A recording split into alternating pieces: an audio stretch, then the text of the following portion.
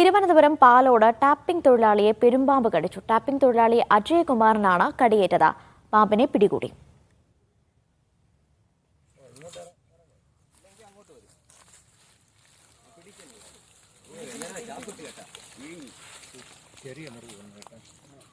RB Sanoop ഉണ്ട് വിവരങ്ങൾ നൽകാനായി. സനൂപ്, വിവരങ്ങൾ.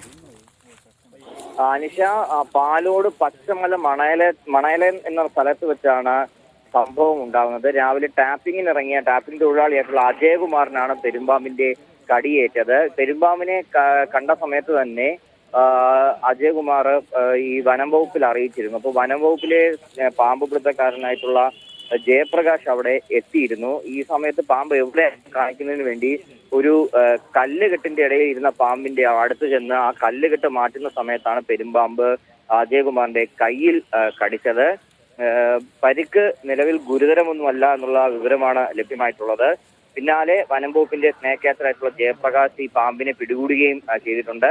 5 അടി നീളമുണ്ട് പെരുമ്പാമ്പിനെ കാട്ടിൽ കൊണ്ടുപോയി വിടുമെന്ന് വനം വകുപ്പ് അറിയിച്ചിട്ടുണ്ട്.